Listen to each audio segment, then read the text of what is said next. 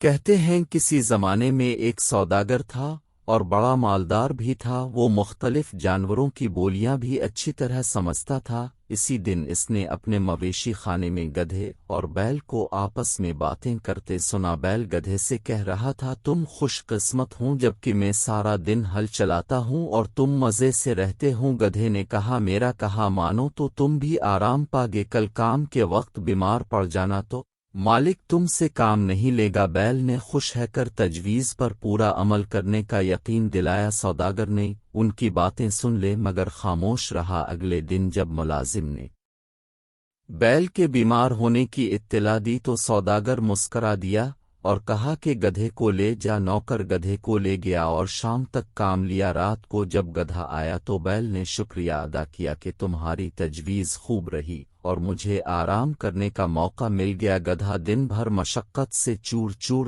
اس وقت تو خاموش رہا لیکن جی میں سوچتا رہا، اچھی نصیحت کی کہ خود مصیبت میں پھنس گیا۔ اگلے روز صبح سوداگر پھر مویشی خانے پہنچا تاکہ گدھے اور بیل کا معاملہ دیکھے۔ آج اتفاقنا اس کی بیوی بھی ساتھ تھی۔ اس وقت گدھا بیل سے پوچھ رہا تھا کہ آج کیا کرو گے؟ بیل نے کہا، آج بھی میں بیمار ہوں گا۔ گدھے نے کہا، نہیں ایسا غضب نہ کرنا، مالک کہہ رہا تھا کہ اگر بیل تندرست نہ ہوا تو اس کو ذبح کر دیا جائے گا، اس لیے بہتر یہی ہے کہ آج کام پہ جا ورنہ جان کو خطرہ ہے۔ سوداگر یہ سن کر ہنس پڑا۔ اس کی بیوی نے حیران ہے کر پوچھا، اب کیوں ہنسے؟ سوداگر نے کہا، مجھے گدھے اور بیل کی باتوں پر ہنسی آ گئی۔ بیوی نے دریافت کیا کہ ان میں کیا گفتگو ہوئی۔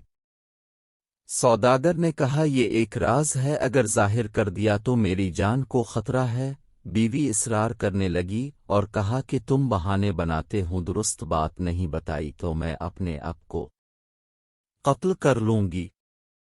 سوداگر نے اسے بہت سمجھانا چاہا لیکن وہ اپنی ضد پر اڑ رہی اور ساتھ ہی وہ رونا پیٹنا شروع کر دیا۔ سوداگر پریشان ہو گیا کہ اگر بتاتا ہوں تو میری زندگی پر حرف آتا، نہیں بتاتا تو یہ جان کھو دیتی ہے۔ اس فکر میں کھڑا تھا کہ کتے نے مرغ سے کہا کہ تو آج بھی مرغیوں کو ڈانٹ رہا ہے؟ مرغ بولا، کیوں آج کیا بات ہے؟ کتے نے کہا، آج ہماری مالکہ مالک سے ایسے راز دریافت کرنے پر اصرار کر رہی ہے کہ اگر بتا دیا تو مالک کی جان خطرے میں پڑ جائے گی، مالک نہ بتائے تو مالکہ جان دینے کے لیے تیار ہیں۔ مرغ نے کہا، مالک بے وقوف ہے جو ایک بیوی کو قابو نہیں رکھ سکتا، مجھے دیکھو میں نے 50 مرغیوں کو سنبھال رکھا ہے، اگر میری مرضی کے مطابق کے خلاف ذرا بھی کام کریں تو مار مار کر سیدھا کر دوں۔ یہ سن کر مالک نے ہنٹر اٹھایا اور بیوی کو مارنا شروع کر دیا۔ عورت ڈر گئی اور سوداگر کے قدموں میں گر کر معافی مانگی کہ تمہاری مرضی کے خلاف آئندہ کوئی کام نہیں کروں گی اور کبھی ضد نہیں کروں گی۔